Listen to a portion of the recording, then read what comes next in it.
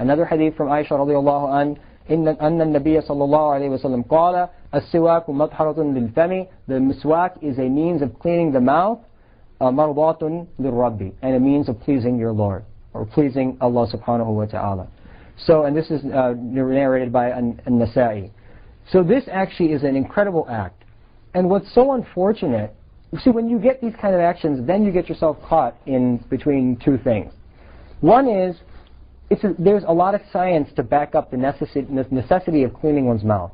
I mean, it's a billion-dollar industry in this country, right? Toothbrushes and toothpaste and whitening gels and all these different things. Every day there's a new toothbrush and a new toothpaste to clean your mouth. Then you get caught between this making something a habit and making something an act of worship. So often we buy it because everybody else does it. You know, everybody else is buying these different products to clean their mouth, or because we're taught it as children, because the community as a whole does it, meaning most of the population here does it, and so we don't see it as an act of ibadah, it becomes an ada, a habit. And so when you have these type of acts, you need to always change them into acts of ibadah. And it's very difficult at times, but that's where the niyyah comes in. So when you wake up in the morning and brush your teeth, don't brush your teeth because you woke up. Brush your teeth because the Prophet ﷺ loved to brush his teeth when he woke up. All you have to do is flip the intention just in the slightest way, and what was normally just brushing the teeth becomes a great act of ibadah, which purifies your mouth and also becomes a way to please your Lord. You should do these acts when you have like a scientific proof to back up an act, but it's also part of the sunnah, which actually the sunnah is all backed up by science. When you do these acts, then you should always have the intention of fulfilling the sunnah of the Prophet ﷺ so that you gain a reward rather than just making it a habit. So that's actually the challenge in this day and age. We perform so many sunnahs. But we do it because CNN reported the benefits of it, or because the ADA recommends you brush 2 times a day. The Dental Association of America recommends that you brush 2 times a day. So change these acts from habit into ibadah, and the magical wand that does so is called the niyyah. So always have the niyyah of fulfilling the sunnah. The truest of the sunnah in the case of the miswak is to actually use that traditional wooden toothstick that the Prophet ﷺ used to use. When you look at the Prophet ﷺ, you see him using this wooden toothstick. It's a beautiful interaction with nature. Because here, he's directly interacting with these trees which Allah created at a direct level and taking benefit from them, and it's this beautiful natural interaction between the Prophet ﷺ and nature. So if you can do so, that's great. And in fact, they're widely available at stores all over the place. And there's also some scientific evidence to back up the fact that the bristles on the miswak are better on the enamel on your teeth than the plastic, the artificial things that are made by various companies. And there's also some proof that some of the juices that come out of the miswak, they have some bactericidal effects which destroy certain organisms, and that benefits you as well. So that's nature, and Allah created it for you. Otherwise the Prophet ﷺ would not have advised us to do it. So within it there are some benefits that artificial things will never be able to match. And perhaps we don't recognize this today, but perhaps 20 years from now science will pick up on this. Just like in the 1970s, everybody said you should give formula to your babies, you shouldn't breastfeed. Right? That was a big push in the 70s. They said give formula, it's much better. We've put these various vitamins and these nutrients in formula, so everybody should give formula. And in fact, for a whole generation, all these women didn't breastfeed. And now all the pediatricians say, no, you should not give formula, you should breastfeed because it's so much more natural. You can never emulate what nature has made, no matter how much you try.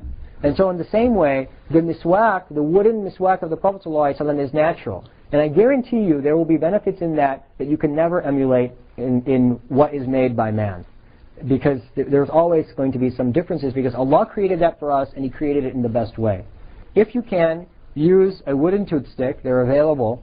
At the same time, plastic is okay as well. You know, these artificial toothpaste and etc., they fulfill the sunnah. You'll get your reward inshallah. But there's just this beautiful interaction which I just feel doesn't match what perhaps the wooden toothstick offers. So that's the second of the sunnah. The third sunnah of wudu is the tasmiyah. Tasmiyah means to say Bismillah before each individual act. Saying Bismillah is actually a means by which you bring barakah into individual acts. And the Prophet ﷺ said, كُلُّ أَمْرٍ ذِي بَالٍ, each important matter, لَمْ يَبْدَأْ بِإِسْمِ اللَّهِ تَعَالَى, which is not begun with the name of Allah, فَهُوَ أَقْطَعُ. It is cut off. What do we mean? It's cut off from the barakah of Allah subhanahu wa ta'ala. When you take an act and you say Bismillahir Rahmanir Rahim, you actually bring barakah from Allah subhanahu wa ta'ala into that act, and it makes it a whole, you change the whole playing field. Now look at the statement Bismillahir Rahmanir Rahim. It's so vague. It's not even a sentence. Bismillah, in the name of Allah. In the name of Allah what? Exactly, that's the point. It's left open. So when you go into your house, Bismillah. In the name of Allah, I enter my house. When you exit your house, Bismillah. In the name of Allah, left blank, I exit my house. When you begin to brush your teeth, Bismillah. In the name of Allah, I clean my mouth. Before you eat, Bismillah. In the name of Allah, I'm eating. And before you wash the body parts in wudu, Bismillah, with the name of Allah, I'm washing these parts. Bismillah itself hints to the fact that it's to be used for everything, because it doesn't say Bismillah and then restrict it to anything. It's left as a general statement which can be applied to all these different acts that you do. It also places the act in perspective. Because think about it. Every single thing that you're doing in the wudu is actually because of Allah. Look, Allah gave you this body. So you wouldn't be able to even wash it if you didn't have it. Then Allah gave you the water. If you didn't have the water, you wouldn't be able to purify yourself. Then Allah gave you the wisdom to do the wudu by sending us the Prophet ﷺ and bestowing upon him his final book and creating around him a group of people who would subsequently transmit that information from generation to generation. That's all through the blessings of Allah. So actually, the whole thing is because of Allah, and you have very little role in the whole story. So of course you should take the name of Allah before you begin. Imagine that like I called my daughter, and I said, we're going to build a castle. And then I sit there, I build the whole castle, I put the whole thing together, I make this extensive castle, and then I sit her down and I say, congratulations, you did a great job. I mean, she didn't do anything. But I just congratulate her and say, okay, now here's your reward, and I give her a gift as a reward. That's exactly our scenario. Allah created the earth. He created us. He created everything around us. He gave us the tawfiq to do everything. He sent the messenger with the final message, and then all he did was put us there and say, congratulations, here's your Jannah. This is why we take the name of Allah subhanahu wa ta'ala before beginning each and every deed. We should take it before each and every body part of the 4 fara'id body parts. Meaning before you wash your face, say Bismillah. Before you wash your arms, say Bismillah. Before you wipe your head, say Bismillah. And before you wash your feet, say Bismillah. Why? Because as opposed to other acts of ibadah, for example salah, in the wudu, Allah subhanahu wa ta'ala tells you how to do it in the Quran. That's very unique. There are no ayat in the Quran that tell you how to pray. They tell you have to pray, but Allah does not go through and then list the sequence of events that you have to do for prayer. But wudu was such a unique action and such a beneficial action for the community that Allah subhanahu wa ta'ala not only commanded the wudu, but then subsequently listed each of the body parts that are mandatory to wash within the wudu. So because Allah took the pains to list each of these parts, we should take the pain to appreciate each and every individual body part as we wash it. It makes sense. Now, it's fuqaha, they had tremendous wisdom in their development of our fiqh. The next sunnah is washing the hands to the wrist before you begin. This is actually based on the hadith which we spoke of earlier, and I'm not going to repeat it, but the fact that the Prophet ﷺ said, when any of you wake up, before you put your hand in the utensil for making wudu, you should wash your hands first before you place them in anything. This in itself is an individual sunnah. Now later on, you're going to, because when you actually do the wudu, the first thing you do is wash your hands, right? And later on, you're going to wash your whole hand up to your arm. So this initial washing of the hand is actually an independent sunnah. And what it does is, it purifies the tool by which you will then use to purify the rest of your body. Meaning now you're going to use these hands to do everything in the wudu. You're going to wash your face with your hands. You're going to wipe your head with your hands. You're going to wash your arms with your hands. You're going to wash your feet with your hands. So you should, as sunnah, purify these hands before you begin the wudu. Now keep in mind, if you know that there's some impurity on your hand, you're sure about it, you can see that there's impurity on your hand, it's no longer sunnah, it becomes mandatory to wash the hands first. And that's obvious because otherwise you're going to spread the impurity all over. So, in the case of the hands, realize that it's sunnah to do it before you begin. It's an independent sunnah. The 5th sunnah is actually following the order of the acts as revealed by Allah subhanahu wa ta'ala. Meaning doing the wudu in order. And in particular, these 4 acts. Allah revealed them in an order. He stated them to you in an order. Ya ayyuhalladhina amanu, إِذَا كُمْتُمْ إِلَى الصَّلَاةِ فَاغْسِلُوا وُجُوهَكُمْ. Wash your faces. وَأَيْدِيَكُمْ إِلَى الْمَرَافِقِ. Wash your hands to your elbows. وَامْسَحُوا بِرُؤُوسِكُمْ. Wipe your heads. وَأَرْجُلَكُمْ إِلَى الْكَعْبَيْنِ. And wipe your feet. So each of these independent acts has been listed in a particular order. When Allah has listed them in order, then we will follow that order. That is how we follow the command of Allah. Footstep by footstep. When Allah lists one thing first, we do it first. When He lists the next thing, then we do the next thing. When He lists the third thing, we do that thing third. That's how deep our following of the commands is of Allah subhanahu wa ta'ala. And this in essence is the sunnah of the Prophet sallallahu alayhi wa sallam. He followed the Quran to the T. This is something that we should keep in mind when we do the wudu. That we should keep these acts in order. Of course, it's only sunnah, so if you have to actually mix up the order, your wudu still occurs, but it's best to think about this ayah. And I always tell people, this is an ayah you should memorize. This is a very short ayah. I've recited to you 4 or 5 times already, so now some of the words may be familiar to you. Just memorize this ayah.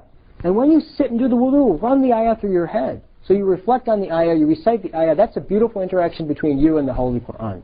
And as you watch each part, think about what the ayah says. Now, the next sunnah is continuity.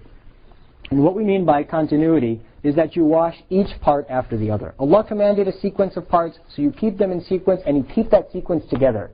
You don't wash the face and then talk to your friend and then, clean your teeth a little bit and then wash the next part. No, you do it exactly in the order. One part's wet, continue to wash the next part. Continue to wash the next part. Keep in mind that this is a sunnah. It's not mandatory. So, for example, there may be times when you may want to break the sequence of the wudu for a few moments because of a secondary reason. For example, let's say you're at work. You're worried about coworkers coming in because it's kind of awkward for them to open the door and your foot's in the sink. So what do? You start washing all these different parts and all of a sudden somebody walks in. So you wait a couple moments for them to actually go into the stall or so that they can leave before you put your foot in the sink. That's fine. Your wudu will still occur. Now the next thing is repetition 3 times. So we said that the ayah of the Quran commands you to wash each body part. And that command is a single command which can be fulfilled by a single act. But washing 3 times is actually sunnah. And washing 3 times, not more and not less. We should try to wash each part 3 times because this guarantees us that we complete the action properly. So it's a way of making certain that the act actually occurs and that every part gets washed. But even more so, it's the sunnah of the Prophet ﷺ. Now imagine a scenario where you wash a part 3 times and you're still not sure if you missed an area. In that case, you're allowed to wash a 4th time. But once you've washed 3 times and you're sure, you shouldn't become paranoid and say, uh-oh, I might have missed something small over here, and then keep washing it 5 more times. Because that's how shaitan gets to you. When shaitan, he comes to you and he'll start whispering to you, oh, you didn't do this right, oh, you didn't do that right. Once you fulfilled an act to the level of the sunnah, then be confident that inshallah it occurred. So once you see that you washed your body part and you're relatively sure, you don't need to go molecular and start saying, I didn't catch this one cell. You don't have to worry about that. You just wash 3 times according to the sunnah. And this is actually, there's hikmah in it because it's a means of avoiding waswasat. And perhaps we'll talk about that in one of the evening sessions, how to avoid the waswasat of shaitan. Also keep in mind that this condition is a sunnah, washing 3 times. So it too can fall in certain occasions. For example, you're at work and you don't want to stick your foot in the sink for, to wash 3 times because it's more likely someone will open the door and catch you. So then you just wash it 1 time and you wash it very well. But the point is you have to wash the foot and you got to wash it well. So again, you want to try to keep up with the sunnah, but if you personally are not able to handle that situation at work, then that's between you and your Lord. He knows you and you know Him, what He's required of you. And so you can do the best to your abilities. The next sunnah is rinsing the mouth to the back of the throat. Now keep in mind that I'm not listing these sunnah in order. I'm just randomly listing them, but I'll go through the wudu in order in a minute.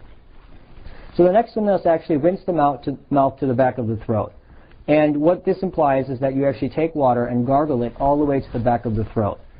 Now this in and of itself is a sunnah, and you need to be careful in the month of Ramadan. You don't want to gargle too far back because if you swallow any of that water, you could potentially break your fast. So in the month of Ramadan, you want to take due care not to gargle too far back. But otherwise, you want to gargle fairly well and make sure that you get to the back of the throat. Another sunnah is rinsing the nose. Rinsing the nose back to the soft bone. And the same thing here, in the month of Ramadan, you don't want to push water beyond the soft bone because then it'll end up going back down to the throat. The nose is connected to the throat. So you have to be careful as well in this case. Another sunnah is to do khilal, to intersperse your fingers between the fingers so that you get these areas, the web of your fingers, in between your fingers, you get these areas as well. So that's an independent sunnah within the wudu. Also, it's a sunnah to wipe in the beard. You take your hand when it's wet and you actually wipe through the beard if you have a thick beard. Another sunnah is to wipe the full head. Again, I told you 1/4 was farad, but the entire head is actually sunnah. And we know from hadith that the way the Prophet ﷺ used to wipe the entire head was the following manner, and this is related in both Bukhari and Muslim, from Abdullah ibn Zayd, in which he said that the Prophet ﷺ used to wipe like this. First he would go from the hairline over the top of the head to the back of the head, and then he would subsequently come forward with his palms over the temple area, so over the side of the head. So this is actually the sunnah of doing the entire head, and that covers the whole head. According to Imam Malik, the entire head is actually farad. And again, according to Imam Shafi, less than 1/4 of the head is farad. So there's variation, but in the end, when you perform the wudu according to the sunnah, all these differences are going to they become moot, because you'll have performed everything in perfection. Another sunnah is to rub the body parts, to make sure that the body parts get wet as you wash them. And another sunnah is to wipe the neck and to not wipe the throat. Because in hadith it's come that the person who wipes the back of his neck, he'll be protected from the ring of fire that goes around the neck on the day of judgment, or in the hellfire, depending on where it might be. The final thing, which is a sunnah, is to begin with the right side when you're washing each individual part. First you wash the right hand 3 times, then you wash the left hand 3 times. First you wash the right leg 3 times, then you wash the left leg 3 times. And this is based on the hadith of Aisha radiallahu anha, which is narrated by Imam Tirmidhi. كان رسول الله صلى الله عليه وسلم يحب التيمم ما استطاع في ترجله وتنعله وطهوره. The Prophet ﷺ used to love the right hand side in his putting on shoes and his combing his hair and in his purifying himself. This hadith mentions 3 acts. In general, the ulama agree that anything you do, you should always try to do it beginning with the right side, except one thing, which is entering the bathroom. The entering of the bathroom occurs with the left foot, and exiting the masjid occurs with the left foot.